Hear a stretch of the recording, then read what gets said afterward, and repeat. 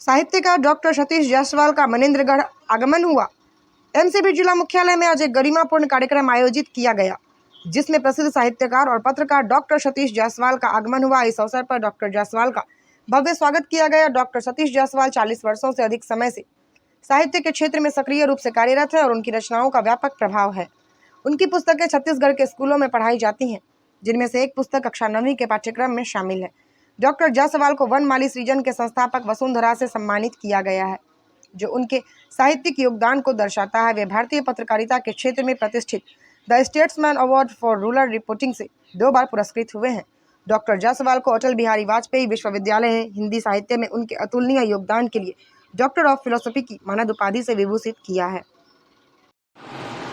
Sir, जैसा कि साहित्य को समाज का दर्पण माना जाता है, इस हिसाब से आज के युवाओं का रुझान थोड़ा सा इसमें कम देखा गया।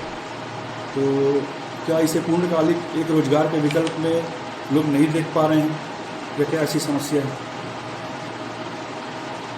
कम से कम इसका जवाब तो मनेंद्रगढ़ के पास ही है। और अभी थोड़ी देर पहले मित्रों के साथ बात करते हुए मैंने बात कही थी, अब मैं दोहराऊँगा कि साहित्यकार का काम केवल साहित्य रचना ही नहीं होता है। साहित्य का मतलब केवल कहानी या कविता या आलोचना भर नहीं होता है। साहित्यकार का सामाजिक दायित्व भी होता है, उसके सरोकार भी होते हैं।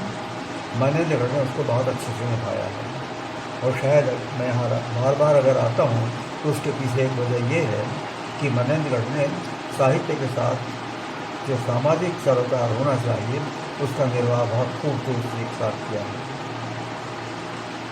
साहित्य में आपका क्या योगदान रहा? मुझे लगता है कि मैं साहित्य सोचता हूँ, और साहित्य सोचता हूँ तो समाज को भी सोचता हूँ। मुझे नहीं लगता कि मुझे अपने योगदान को अलग से बताने की ज़रूरत है। किसी हद तक तो मैं ये भी कहता हूँ कि मैं खुद एक कहानी हूँ। मेरा अपना जीवन इतना कथात्मक है, कथामय है कि वो पूरा का पूरा मुझे एक कहानी बना देता है, कहानीकार को कहानी बना देता है। ये तो एक अलग बात हुई साहित्य की। जहाँ तक मेरे अपने प्रकाशनों का संबंध है, करीब 10 किताबें मेरे पास हैं, मेरे नाम की हैं, और कुछ आएंगी।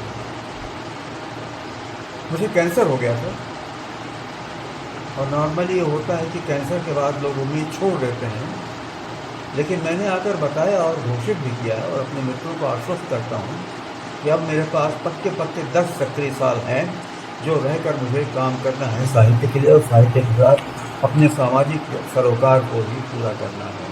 और वो मैं कर रहा हूँ, तो मैं अलग से बताने की ज़रूरत नहीं समझता, लेकिन फिर भी अपने सामाजिक परिवेश के साथ मैं जुड़ा हुआ हूँ। साहित्य का संबंध संस्कृति के साथ भी होता है, कलाओं के साथ भी होता है। महानदी के साथ साथ लोक शैली के चित्रांकन हैं, जो उड़ीसा और छत्तीसगढ़ के साझे में हैं। मैंने उसकी खोज की और उस पर काम चल रहा है, उस पर काम आगे होना चाहिए, लेकिन जो अपेक्षित सहयोग चाहिए उस बड़े काम के लिए वो मुझे नहीं मिल पा रहा है। देखता हूँ कैसे होगा, या जितना मैंने किया है शायद उससे ही मुझे संतोष करना पड़ेगा। अभी थोड़ी देर पहले बात कर रहा था मैं कि आदिवासियों के प्रति हमारा दृष्टिकोण क्या है, उसको बदलना चाहिए। हम आदिवासियों को समाजशास्त्री दृष्टिकोण से देखना शुरू करने के बदले आज भी नृतत्व शास्त्री या मानव शास्त्री दृष्टिकोण से देखते हैं। कभी कभी ऐसा रहा होगा हमारा आदिवासी समाज, और आज भी हम उसको वैसे ही देखना चाहते हैं, और हमारा व्यवहार वैसा ही रहता है। लेकिन मैंने हमेशा हर बार हर जगह ये बात बार बार कही कि आदिवासी हमारे साथ, हमारे समाज के साथ साथ अपना विकास कर रहा है, और इसलिए हमको उसको समाजशास्त्री दृष्टिकोण से देखना चाहिए। मेरी दृष्टि में ये गलत है कि आप बार बार अलग करें उसको अपने से, और इस हद तक अलग करें कि उसको एक प्रदर्शनी की वस्तु बना कर रखें। ये बात मैं आज अकेले नहीं कह रहा हूँ, अब ये बात धीरे धीरे एक आंदोलन की शक्ल लेती जा रही है, और यह आंदोलन तेज होगा। आपको आपको तय करना पड़ेगा कि आदिवासियों के साथ अपना व्यवहार आप कैसे रखना चाहते हैं। उनको अपने समाज के साथ, उनको आप अपने आप को उनके साथ किस तरीके से घुलाते मिलाते हैं, ये रास्ता हमको ढूंढना पड़ेगा। और उसमें मेरे तरह के लोगों का जो सहयोग हो सकता है, वैचारिक धरातल पर और क्रियात्मक धरातल पर वो हो रहा है, कम से कम मैं वो कर सकता हूँ, और बाकी लोगों से आग्रह कर सकता हूँ, वो मैं कर रहा हूँ। आज के परिवेश में साहित्य को क्या देखते हैं साहित्य में? मैंने अभी कहा ना कि साहित्य गहरा नहीं होता है।